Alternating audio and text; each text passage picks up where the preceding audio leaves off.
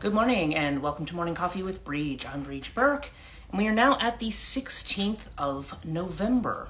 It is a Saturday, so I don't know how many people are sleeping in today. I know that I woke up quite early. Actually, there was a lot of people, good morning, Suda. A lot of people who had said they couldn't sleep very well last night because of the moon, the full moon. I saw some posts where people were saying they were having difficulty, and I can understand that. I've had nights with the full moon where I've had a lot of difficulty sleeping, but not tonight. Yeah, you're the first one on today, Suda. So we'll see who else joins us today. I have. It's kind of been a yesterday. Well, yesterday was not. I didn't do a whole lot yesterday because I had to do some shuffling around. The classes that I was supposed to do. The full moon was so bright. Yes, and I woke up. I had to go. I could see the full moon coming through like these kind of octagonal windows that I have over here. And I did grab a couple of pictures, although as we know, iPhones and stuff. Well, actually, all of them they're not. They're not professional cameras, I guess. But when I got the photo, I went into the bathroom, which is where I can open the window and see kind of the whole western sky. And it was so cool watching the moon because as the clouds come over, it's like it would turn the clouds like that reddish color.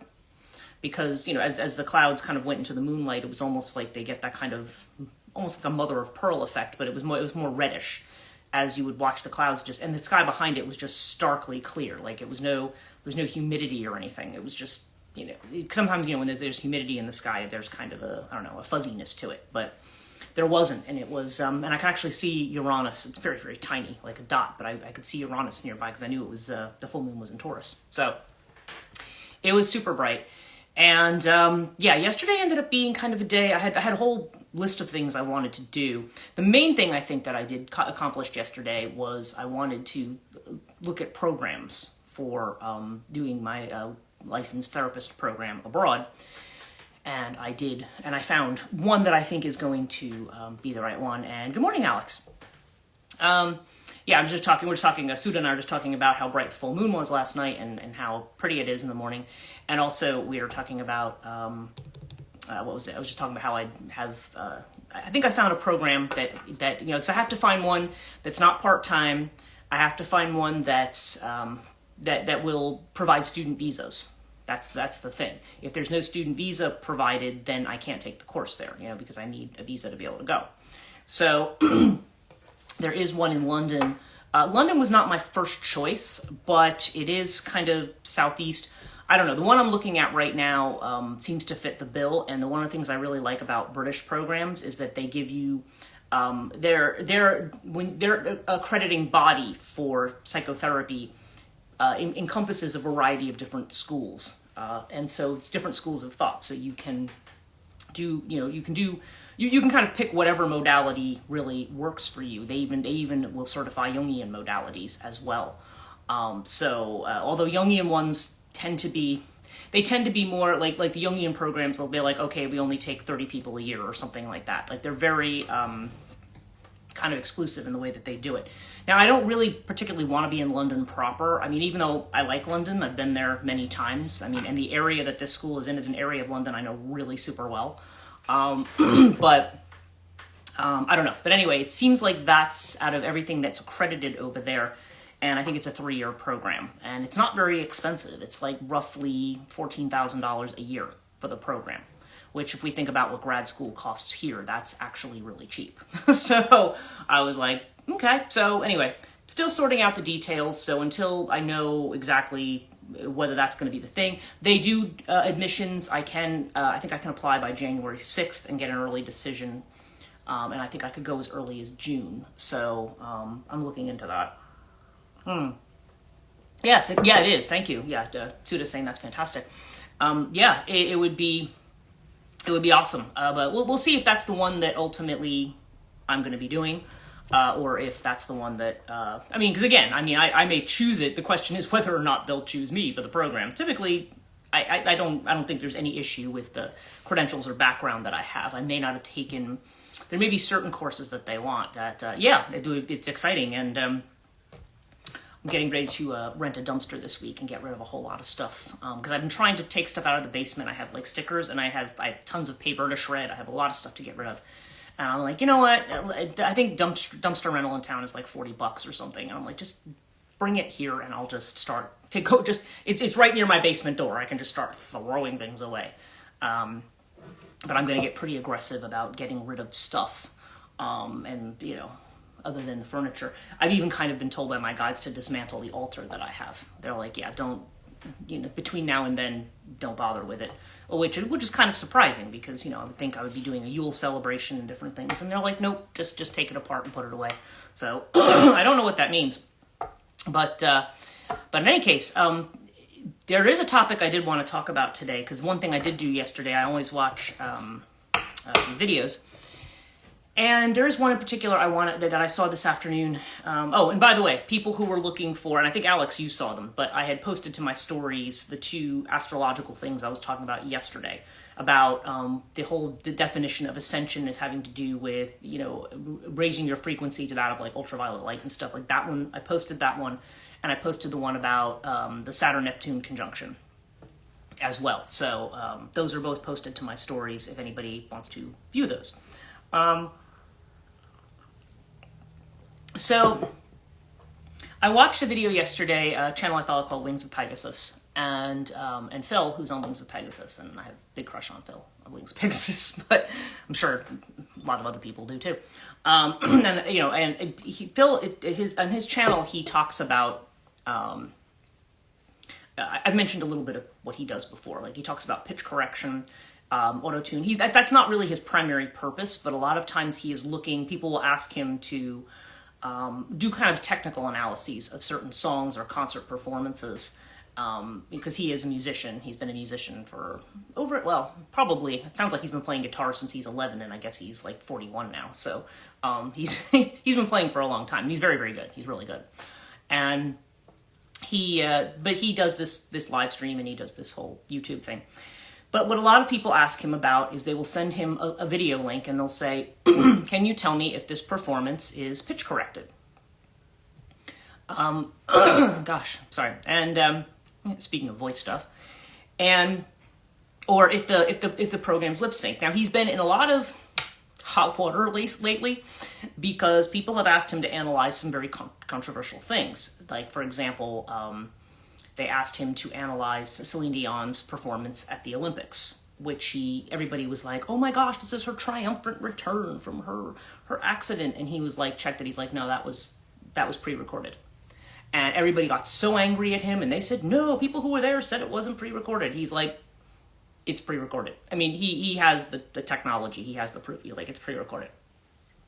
There's a vocal coach called Ken Tamplin who just seems to me like big, well, anyway, I have I have some words for big, loud dudes who are into, you know, Jesus and Christian metal and stuff. I kind of have a thought about those kinds of men. And he tries to, and I guess he's a vocal coach who supposedly has a huge following. But I always thought he was kind of odd because he tries to make people sing out of their vocal range. And he thinks like, it's almost like you're a wuss if you can't sing out of your vocal range kind of thing. Like there's just, I don't know. There's something about the guy. There's some people who say, oh yeah, I learned a lot from him. And, you know, but basically somebody asked whether or not this live stream that he did, whether he was actually singing live or not. And Phil just said, well, some of it's live, but the really high notes are not. That's a pre-recorded track it's part of the backing track. And this guy, apparently who's, you know, Sue happy, got furious and like sent Phil like this 10-page thing about how he looked at Phil's videos and Phil can't sing in this range and this and that. And I mean, just like went off on him, like, we're going to have a sing off. And Phil's like, I'm not arguing with you about whether or not you can sing. I'm simply pointing out that this is a pre-recorded, that at least part of what you're doing is pre-recorded. And the guy's like, well, so what? Everybody uses backing tracks. And Phil's like, yeah, okay, but the lead vocal is not usually on the backing track. That's why it's a backing track. Anyway. So Phil has gotten in a lot of people have gotten very, very angry. And he remembered when I first started watching his channel, he was like, oh, well, you know, fortunately, I don't get a lot of negative comments on this channel. And boy, does he get them now. I mean, because then people asked him to analyze Taylor Swift. And yeah, those concerts are all pre-recorded as well. So,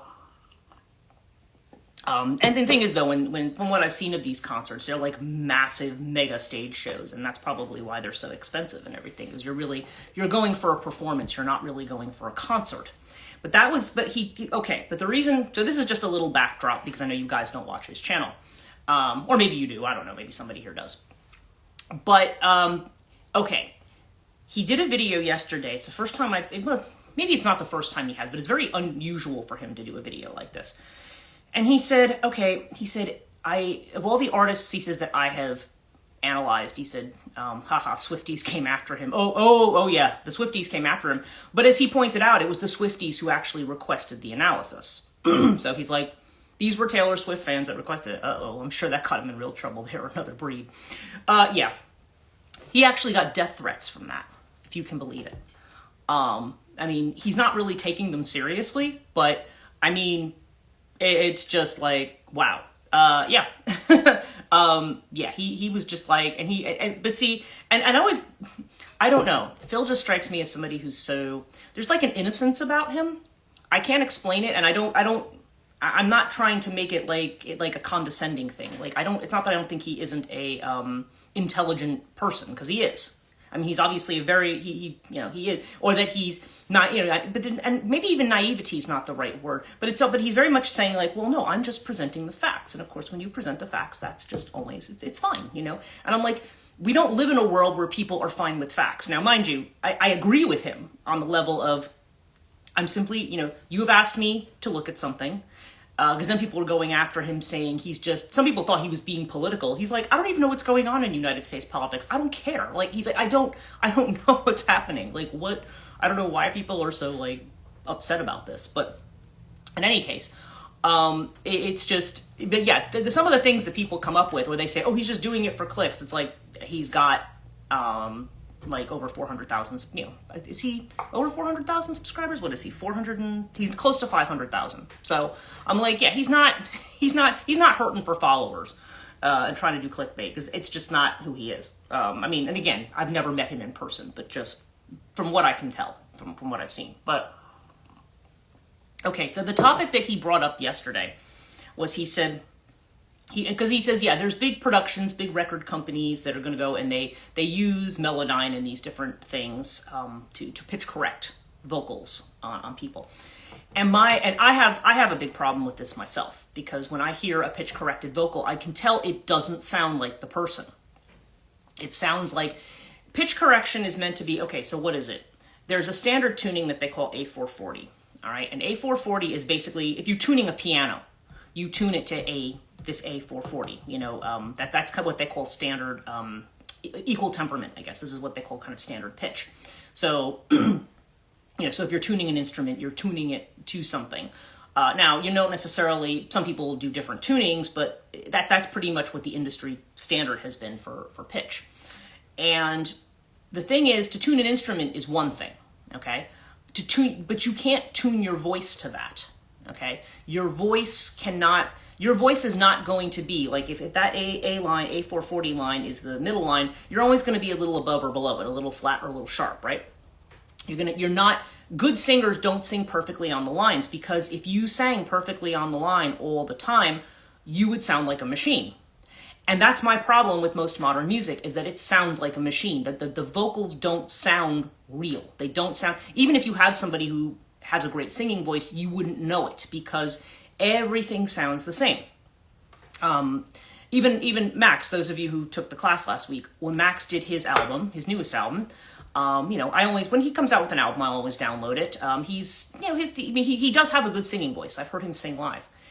And when I listened to this one, I was like, Max, this doesn't sound like you. And I know it got him really paranoid, because he spent a lot of money on production for that album. And he's like, well, I asked the producer, and the producer said, oh, no, I only did a little bit. And I'm just like, I don't want to tell you, but that it literally doesn't. He's like, oh, I think it sounds like me. I said, I don't. I mean, I know what your voice sounds like, and it doesn't sound like that. So I don't know. But to me, I just thought, because he says, oh, well, before it was just crappy production, and they just did a little bit of this and that. And I'm like thinking to myself, okay, I'm not going to argue with him. It's his product, and he can do it however he wants. But I was like, I felt like the other ones more authentically sounded like him. So Phil kind of got into this idea. He says, all of it, he says, all these concerts are pre-recorded. He says, and even if you go on Instagram or on different places and you have somebody who's like supposedly sitting in their room with like a guitar and maybe a microphone, you know, ostensibly playing live, he's like, those are being played to a backing track as well. He's like, and what is it? He says, so he had said, you know, are people too scared for anybody to hear their own voice? That's where I'm going with this. He says, are people too scared to let people hear their authentic voice? He says, you know, on Instagram, everybody uses all these filters and everything to try to make themselves look better than what they are or not look like who they are. And, you know, I occasionally use them myself, but mainly because my lighting is crap in here. And if I didn't use them, it would be very weird. So, but I don't use the ones, like there's some really heavy duty ones that I was like, yeah, no, sorry, no, it doesn't look like me. But his point was just that he said, and this is kind of what I'm getting to with the ISFM too, that the people are too afraid that they're to do anything less than what we consider to be perfection.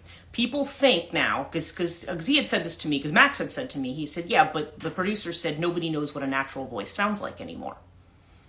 And when I mentioned that to Phil, and Phil's like, oh, I don't know if I agree with that. He says everybody's going back and listening to the old songs from the 60s and the 70s. I mean, those were not, of course, now, when the record companies are buying them, they're going back and pitch correcting those. And I have talked about that before.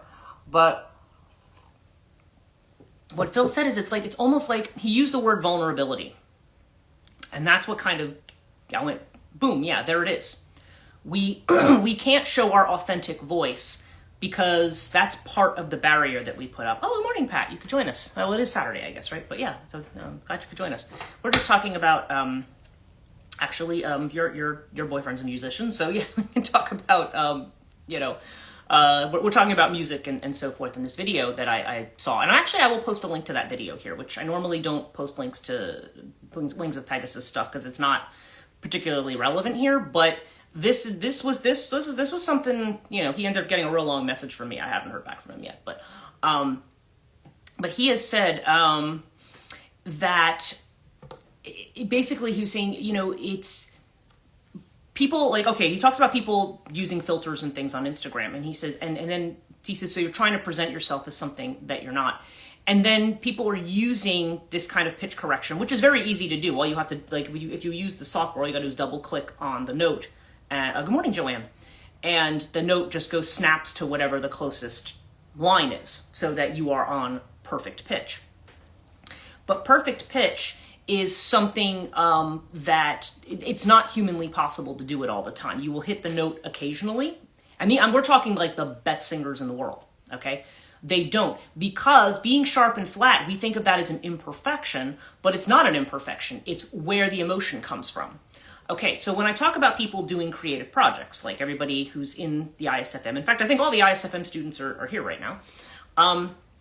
When you're working on a creative project, it's not about how perfect it is. I don't, and even like when I have university students, they'll go to AI to write things for them, and I'm like, no, I want to hear your voice. I don't want to hear what you think is going to, you know, impress me, or that AI is going to sound awesome and, you know, whatever. I want to hear your voice. And, you know, our voice, you know, we have to we figure things out over time. However you want to express your voice. You're not here. This is just Joanne's comment. So there was, but it was interesting how he brought up this idea that people not wanting to be vulnerable. And so I thought, wow, this kind of gets back to what we're talking about the heart space and the opening of the heart space, and how it's much more difficult to do that. It's easier to close off or to wear a mask of some sort where we don't really show people who we are. We give people an impression of who we are. And I guess to a certain degree, that has always been the thing in the culture. We always want to show our best face to people. We always want to be, we always want everything to be perfect. But the problem is when you listen to something that is perfect, like makes me think of the purity card. Yeah, and it's Let's see, which one was that in here? I think I think particularly of the morality card. I find trying to remember which one's purity in here. But it's but the morality one is with the Queen of Swords. Okay, the Queen of Swords is let me find it. I mean, we had it yesterday. It's going to be like the first. It's going to be like the first card in here. Morality. My bad. Oh no, you're fine. I thought that's what you meant, but I understand exactly what. Yeah, I understand exactly what you mean by purity. Okay, and why that would be. Yes, that's why you would think that. So there's the cage, right? But then we also have the card of understanding, right? And that okay, this one also came to mind. Comparison. Okay, the way in which we compare ourselves to others, the way in which we say, if you're this, or actually if you're this, maybe the other way, because this looks like it's a little bit younger and slimmer and everything, right? Like, oh, I'm this and I'm not this, therefore I have to somehow be this. Well, you're not this, okay? And vice versa. The bamboo shoot could be looking at the tree and saying, oh, I wish I was that. Well, no. I mean, they're two different, they're both plants, okay? Just like we're all people, but we're different. And we spend our time trying to be something that we're not. And that's what I think kind of the point is of that card. I think everybody does it to a certain degree because there's almost an expectation that we're going to do that. Yeah, and this was funny because when you mentioned the cage, Alex, and then you put it next to the freedom card, right? Which is being out of the cage. And that's the card of understanding. And see, I just called it freedom, right? But it's about being free. And it's kind of what I go back to saying about freedom. That everything has to be, we feel like everything has to be carefully controlled. That our image has to be carefully controlled. That we're not free to be the person who we are. And when you do behave in a way where you are the person and you're not trying to behave according to any particular social script or standard, people kind of look at you like, I think a lot of people who are classed as neurodivergent are people who a lot of times, or even people who are on the autism spectrum. I think sometimes these are just people who don't observe the same types of social boundaries. And so we may view these people as mentally ill, but are they mentally ill, or is it just that they're having a real difficulty fitting into what the script is? You know what I mean? That they are, that people become uncomfortable because they're not following the script. And so there's a fear that they're not going to be able to get on in society because they're not able to follow the script to a certain degree. From all the people I have encountered who are neurodivergent, I'm convinced there's really nothing, just like with a lot of these things, I don't think there's anything wrong with the person. I think it's just a matter of whether or not they're doing everything according to the social timetable and according to social expectation. And when somebody can't do that, they're deemed as having a kind of disorder. Now, mind you, there are true disorders that often people can have out of certain traumas and or maybe even other conditions, neurological conditions or things like that. People can have certain psychological issues that are not that. But a lot of times, I feel like people are often overdiagnosed as things, and it almost like I remember my friend Marilyn when I was growing up. Sorry, not when I was growing up. When her son was growing up, because I worked with her. I worked with her in one of the libraries I worked at. And she was a nurse. She was a registered, she was an LPN. She wasn't an RN, but she had, she was working in the library for a number of years. So Marilyn went back to working in the library. And she had talked about how her son had, he was classed as, I think at the time he was classed, they were classing him manic depressive, I think, right? And so she was, there were certain things that she was getting for him, had to do, but one of the things she didn't want was she did not want the schools classifying him as a particular thing in terms of his learning or learning outcomes, which I realize now that's a thing that is done. And a lot of people say, well, no, that's there to help the students so that they can learn. But the problem is that she says, no, because what I don't like about it is that then it puts a label on him for the rest of his life, that this is what you are. This is like your, to use the old-fashioned word, or the old non-standard word, this is your handicap, right? This is where you're not perfect. And I don't know. I think what the yesterday's video that Phil did kind of made me think a lot about our ideas about perfection, and how that, where that is in the ratio to vulnerability. Okay? Because in order to be vulnerable, you have to have an open heart. You have to be open to everything. Obviously, there's going to be people who are going to support you, and then there's going to be people who criticize you. How do you keep your heart open in all cases? How do you authentically be you? Because part of the shutting down process is that we put up, we put on a mask, or we put up blinders to so that people don't see who we really are, because we don't want that authentic self to be wounded. It's something that we protect, and that's something that we think of as being connected to the heart and the heart space. But the problem that he's noting with this is that this has become a standard. So in other words, if you don't sing as well as your favorite celebrity musician, then people are just going to think you're crap, or people are just going to dismiss you. If you write a story and you didn't write a story like I don't know, pick a great short story writer. There's so many of them, depending on what genre you like. I'm trying to think of some of the. I don't know why. I had somebody in mind, and now for some reason I can't think of the name. But because it was somebody I used to read like back in the day, who was considered to be like the master of the short story, right? I mean, and the thing is, if you didn't, people are always criticizing and comparing, and you make a piece of art and it's not a Picasso. Like, who cares? That's not, you're not that person. You're writing from your own perspective. Now, yeah, there's certain structures and techniques that you can use. But you know what? If you're expressing your voice, maybe you don't have to use them either. We always have this thing about how we have to do things. And I realize that in certain venues, there are certain rules and certain strictures and structures that we do use. Like in academia, if you're writing a paper and I tell you to write it in a certain format, there's a format you have to follow. That doesn't necessarily change what you do with the content. O. Henry or Joyce Carol Oates, those are two very good examples. That wasn't the one I had in my head, but those are two perfect examples of short story writers. Yes. People who are kind of masters of them. It was a man. I'm trying to think of it. Can't think of his name now. It's like, it's one story that literally popped into my head, and for some reason it's just, the name's eluding me. I'll remember it tomorrow. But in any case, but good examples there from Suda. So there's, but it's about, you don't have to be those people to be able to write. I think that's kind of the thing. If you write something that you want to sell to people, that you want to, then you may want to do certain things to say, okay, what do I do to make this as interesting work? Because when you sell something, selling is a whole different thing from writing.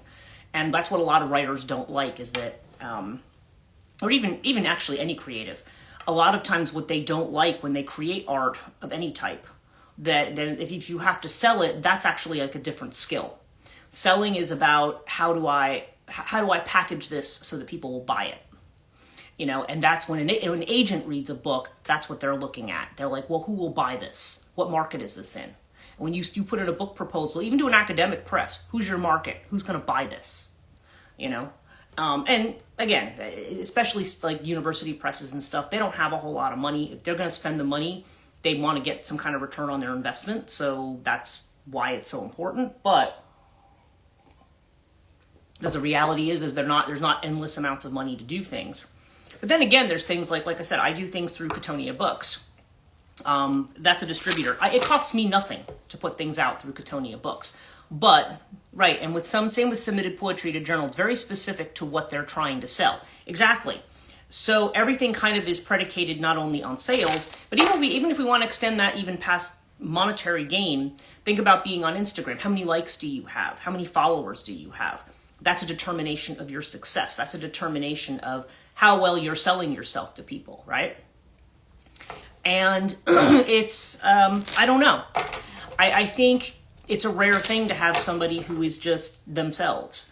When I do Cotonia podcast, it's kind of full of, I mean, from a perspective of somebody who might be teaching speech writing or something like that. That's, I probably, they would say, oh, that's terrible. You should really, fix the way you speak and fix your voice and fix that. And I'm like, but this is what it is, And Sudha's saying, it's interesting, even Bollywood movies have movies for the masses and art social issues movies. There's not an appetite for the latter.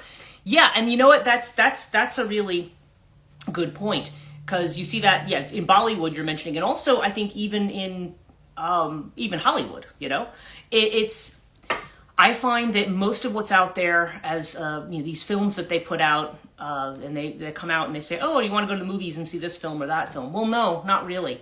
I don't watch too many movies. I do like art films though, and not because I'm trying to be snooty and I like art films. It's because art films usually are trying to get a concept across, and they're not doing it by spelling it out for you. And me, being the person who likes myth, symbol, and association, I like to watch it and say, ooh, that was a really good way to, boy, I really picked up on the feeling from that one. Like, you get a sense of what's going on there. Art films are a joy because we can see ourselves in them, I think. Yes, I think 100%. I think you're right. And I was so happy when the place I was working, when we bought like the entire Criterion collection that was, at least that had been put out on DVD. So you can go through there and you're like, oh, what am I gonna watch this week? There's a lot of great art films, and and I like them because they don't. I don't want something that I don't know. I mean, there can be an art to mass market films, I guess, too. But I feel like if it's something that's being produced because it's something that's going to sell and make money. When Sam was here a couple weeks ago, we were talking about this too, like why I don't like the Macy's Thanksgiving Day Parade, and why I don't like, it's just, if it feels like it's too packaged, too pristine, too perfect, I find that's a turnoff to me. I don't want something that's too perfect. I mean, I'm not perfect, okay? I don't know, maybe that's why, maybe, and I don't, and to make that the standard that people have to reach for, in their lives and their art. The idea, it kind of goes back to this Alan Watts video I watched the other day. Manicured, yeah, exactly. The idea that you don't measure up somehow. You don't measure up. And you're never going to measure up. So get back to Phil's point, if you have vocal coaches and different thinking, and because even the vocal coaches, he said, are using pitch correction. And then you have a student who listens to that and is trying to imitate it. The student isn't going to imitate it because the student can't. It's not possible. The vocal coach can't do it. They had to have the machine do it for them. And that's a problem when we're always constantly being told, because what the message it sends is that you are never enough. You're never enough. And it's like, that just isn't true. We're not interested in something unless it's been packaged in this way that we think, in this way that is just very, very, very, very false. And we talk about uncanniness and the uncanny valley. I mean, when it's like the creep of that into it. I think it's another Pluto and Aquarius thing that we have to kind of look at there, because we think technology can do us better than us. And while you can use these tools to assist, it's like Phil had said. He said, okay, if somebody did a live concert and they were perfect, they nailed everything except there was this one note that didn't sound right, then if you want to use the software to kind of, okay, I'm just going to fix that note just to make it sound like the rest of them, sure, there's no reason not to do that, something like that. But I don't know. But his thing really made me think about the standard that we hold ourselves to. Okay, so let's look at our reading for today. Yeah, our first card is existence, which is funny, because existence reminds us that we're part of a big world, we're part of a big universe, or who knows how many universes, right? I mean, when we look out in space, you think of the vastness of everything, the vastness of existence, and how all the stuff that we do just seems very, very small by comparison. And the point of that is not to make you feel small. The point of that is to make you realize that a lot of the things that we obsess over and think are important are not that important in the big context.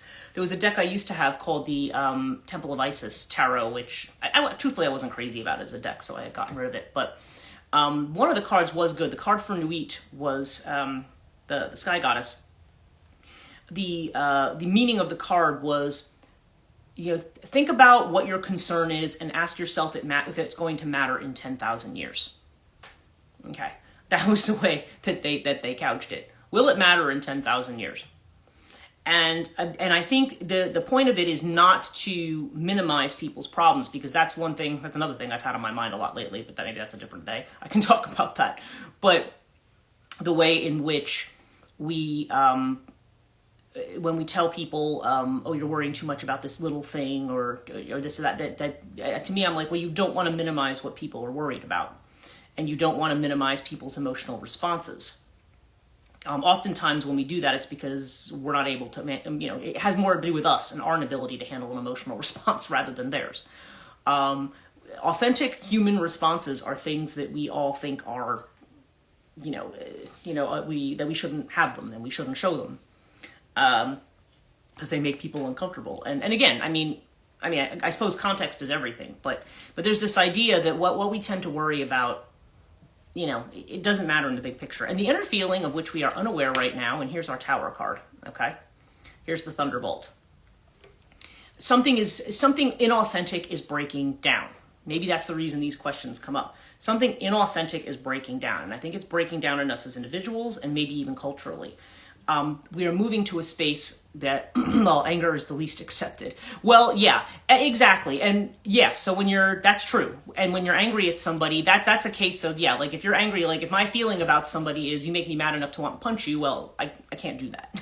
there's very good reasons why I don't want to do that and why I shouldn't do that. Okay. But, and I'm not saying that everybody does that, but there needs to be an outlet for these emotions. And even if there's certain cases where it's like, okay, if I expressed myself to somebody directly, see, there's direct and indirect expression too. That's why creativity is also important, because it can be a place for us to get our rage out in a way that's not harmful to another person. Okay, because that's a thing too. We can have feelings about something, but where we need to be careful is, okay, that doesn't mean we want to act out on somebody. Sometimes we will take actions where we might decide, okay, I'm done being friends with this person or associating with this person. I'm gonna revise and reevaluate who I let to get close to me and things like that. We may do things like that, but to actively harm somebody, I don't know.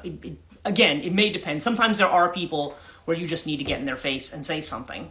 Other times, it's just better to just walk away and express your rage in a different way. Like I said, like for me, I might write about it, or some people might produce a piece of music about it, or some people might, draw something. In fact, my friend sent me a picture the other day, trying to, a kind of an expression of rage. And I thought, and I saw that and I went, ooh, okay, you need to talk about this? But it was better than actually going and screaming at somebody or something, you know what I mean? But nonetheless, we may have a place where we want to scream, where we want to say what we really think. So it's how we negotiate those things in relationships too, because coming into a relationship is a big part of where we're going in this new paradigm. And the external feeling of which we're aware is exactly what I just said, participation. We are participating in something, but as we are participating, that which is false is breaking down, like a jar in a freezer. I have a few jars in my freezer, Joanne. I do. That's funny. Yes, and I know exactly what you're talking about there. So something is breaking down, but at the same time, how do we participate authentically? Right? So again, it's funny, we were looking at the Queen of Clouds, now we're looking at the King, okay? And the King also has this kind of very, and I think this is a really good illustration of the idea of letting go of control. We don't need to over control things. We don't need to over process something. We don't need to overdo it. We can let the little, how they talk about with something being artisan, right? It's handmade, so it's going to have those little flaws in it, but that's what makes it desirable. And so that's what we mean when we say yielding control here. We don't have to be so clinical about everything. There needs to be some emotion that's involved. The heart needs to be involved. And as we know, the heart isn't something that should be controlled, put in the cage, or put in a box. we do tend to do that, especially if we have been hurt in the past. We will, I think everybody does that. I think everybody, will do that. But if we feel, but a lot of times what we do for acceptance, if we feel we're going to be isolated by our community, whatever that community is, then we may choose to only present a certain side of things or only say certain things, which is understood that this is how human discourse works. But at the same time, if it gets to the point of nothing I produce is ever good enough, I'm not good enough, I'm not enough, if that's the message, then that's the wrong message. That's what we need to get rid of, because instead then we're just living for fakes. There's a book by Umberto Eco that I started rereading called Faith in Fakes. I got to look at that one again. I'm probably going to have something to say about that. But the outcome is abundance. So what's the abundance? It's your abundance, right? King of Pentacles. And abundance, remember, the Pentacles cards are about, when we look at the King and Queen of Pentacles, you're thinking about comfort, right? I'm comfortable where I am. This is a card of being at home, of having enough, of being successful, right? We think about it in a financial sense, but this can also just be how we're at home with ourselves, you know? I'm at home with me, and the flaws that I have, I'm happy with the flaws that I have, you know? Somebody else wants to criticize them, well, you know, whatever, if your behavior that you're doing is not harming another individual, okay, not actively harming somebody, or if you see somebody who's made certain choices that maybe you wouldn't make for yourself, but they seem happy enough with the choice that they've made, then, yield control. It's just like, okay. And if people have something to say about what you're doing or criticizing what you're doing, well, they say haters gonna hate, right? But, you have to do you. And I think that's what we're trying to get to. We, right now, creatively, we certainly in a space where people are afraid of authenticity. So, especially for those of you who are getting ready to do the project form, and I know that's coming up in the next week. I think by next Friday, the project forms are going to be in for ISFM. Don't bog yourself down with doing something that's perfect. Okay? We're not here to rip you apart for doing something that isn't perfect. The idea is that somebody who can look at it and say, okay, let's look at what's really strong here, and here's things that, if you wanted to make changes, you could maybe look at these things. Maybe this could be developed more or something like that, but not the kind of critique that says, oh, this is terrible. Like nobody's going to criticize anything like that. And the idea is that everything, it's like, okay, maybe making a start on something, and ultimately, whatever it is, it's going to be yours. If you finish with a finished product and later on decide, you know what, I want to do something different with it, it's your thing, totally your thing. And so I'm, we're not here to, we're here to kind of help maybe advise on certain things, but we're not, and it's funny, what's the card I pulled today? The Maker. The Maker. And I'm talking about creativity, and I get the Maker card, right? Let's see. Okay, this is one of the, I forget which sign this is. The Maker is Aries. Okay. Okay, so let me read this to you. A reality-bending and wiry character, the Maker channels their full energy into their craft. They have boundless imagination as well as skills to manifest unseen ideas into reality. Wow, right, Pat? Yeah. The Maker is a vessel of creativity ahead of their time.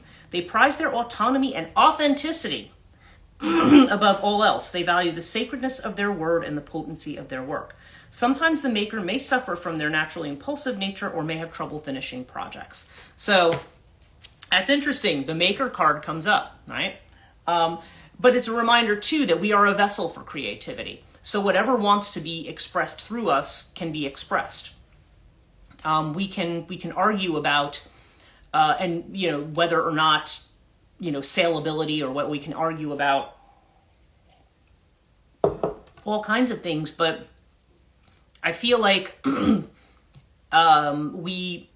that, are to use Sudha's word, they're too perfectly manicured.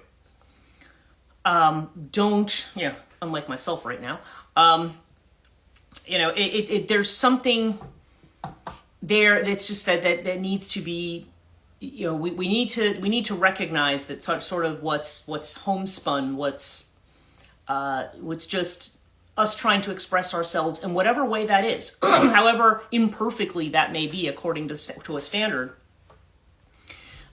We still need to express it. We should have a place for it to take a form.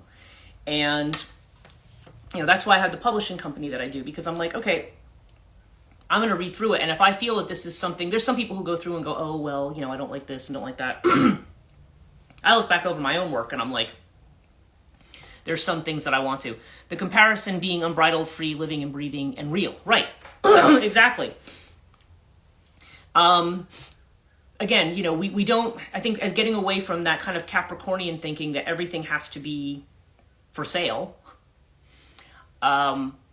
you can still share something that you have created. And, like I said, I do art that I have done and shared. And do I consider myself a great artist? Heck no, not by any stretch, but it's what I've created. And the thing is, if it's something that eventually you want to be proficient at, if you feel you're not proficient at it, well, then you just got to keep doing it. And eventually, you may start in a certain place and go, well, maybe I don't like that anymore. Maybe this is what I want to do with it, But a lot about being creative, that video that I watched just really kind of brought home to me that this has to do with vulnerability and being open, because we often don't want to show the real thing. We have to show a perfect version of things, lest people pick on us or make fun of us or say, oh, it sucks or it's stupid or whatever. And that's what we're afraid of. But you have to remember, for whatever you do, like I said, I do my podcast my way, just using that as an example. And some people absolutely love the style of it. Other people are like, oh my God, can you stick to one topic? I mean, why did you do that? I'm like, well, then go listen to an AI generated thing on the same topic, because then you can listen to that monotonous voice, improperly read something via voice recognition.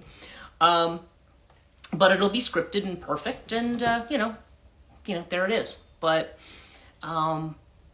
yeah, I don't know. It's like we need something shiny. People need something shiny to catch their attention, and I think that's the thing too. Why are I talking? Okay. Oh, good morning, Jenny. Well, good morning, and I'm going to be getting off in a minute because I need to. I've actually got a phone call this morning with somebody, but it's by far I prefer creativity. Well, yeah, and it's better to, this is, I always talk about being creative because it's a way of whatever wants to be expressed through us to be expressed. When we often kill creativity because we're so worried about how it's going to be perceived by others. Good morning, everyone. Just got the notification. Oh, wow, yeah, good old Instagram telling people things like, like late, but yeah, that's always kind of been an issue with them. So, yeah, Jen, we were just talking about one of Phil's videos today, which was on when he talks about the fact that the industry standard now seems to be, and even people doing little Instagram, I'm here with my guitar singing, whatever, that the vast majority of them are already pitch corrected because nobody wants to show a version that appears to be less than perfect.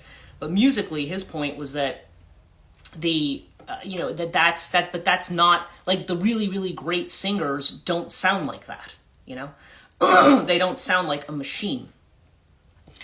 And that's the problem, is that you end up you don't sound like a human being anymore. So the message there is, that all sends creatively is that you're not enough and you're never going to be enough. Give up on being creative because, you can't, you really can't do it to this standard or to that standard, right?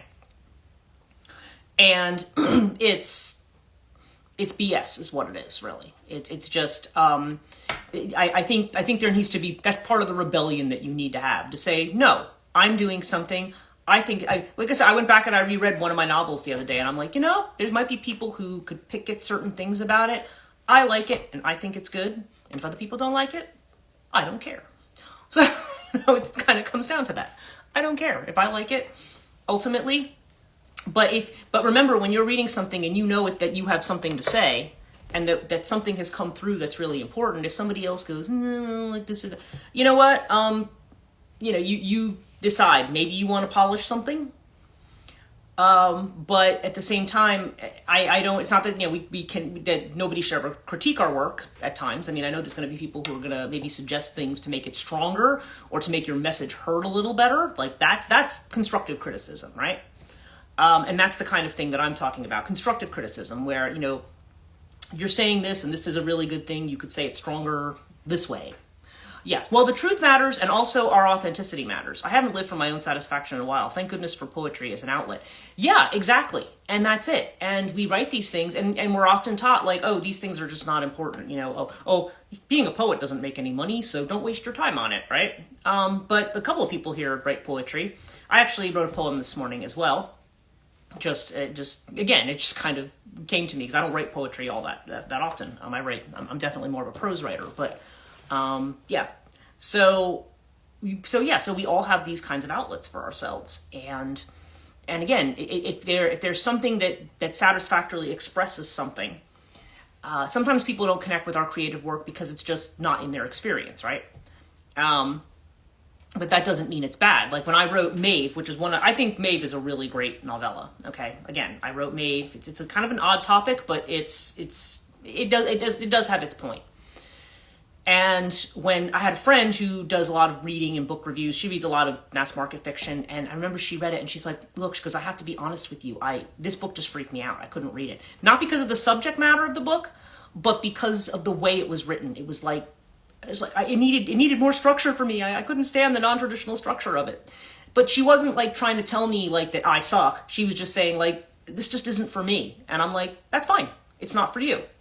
Thank you for trying to read it, but I get that it's not for you. Other people were like, wow, it's really great. So, poetry, okay, Alex says, poetry lets me speak in ways I might not in real life. It's joyful. And Jenny says, I love that book. Thank you. Yes, Jenny has read Maeve. And I think, it was an idea that came to me when I was in Colorado, I think, a few years back. And then I think I part of it when I was in Ireland too. And I don't know, there was just ideas. I remember kicking those ideas around and then having it kind of come together in a story. But anyway, so just wanted to kind of get on that topic a little bit, because all of you are, well, I mean, a couple of you are not in the school, but certainly all the people, I know Pat, Joanne, and Alex are all in the school, and that's something that's coming up. So that aspect of it, I mean, would be relevant there. But even in general, I mean, part of allowing people to hear your voice and to express your voice is that's part of having the open heart. That's part of doing it. That's part of the work, is being able, and again, that doesn't mean you have to be a writer. It doesn't mean you have to be a painter. It doesn't mean you have to be a musician. There's all kinds of ways we can creatively express. We can, we can make a garden that looks nice. We can, bake things that look nice. Or not necessarily even look nice, but that inspire us in some way. That has something that provokes that aesthetic sense in us. Or that we can connect with on some kind of an emotional level. It doesn't always have to be just the arts per se. But if we're talking about voice, and expression of voice, and how we express things. That to me, no matter how imperfectly, I think the voice, deserves to be expressed. So anyway, we are well past time, so I just wanted to, hang on a little longer since we got Jen in a little late, but but I hope all of you have a really great day. I will actually post a link to Phil's video, because I think what he has to say on it is really interesting. And, if I hear back from him on what he thinks about what I've had to say to him about it, I'll let you know. Because I told him, I said, look, you've got to, I want him so badly to like talk in the school or be on a podcast. But I also know that there's other people who are more, like music podcasts and stuff that also want him on. And he's like, I'm so busy. So, we'll see where that happens. Anyway, hope you guys have a great day. You're welcome. And, I will see you guys tomorrow morning, so take care.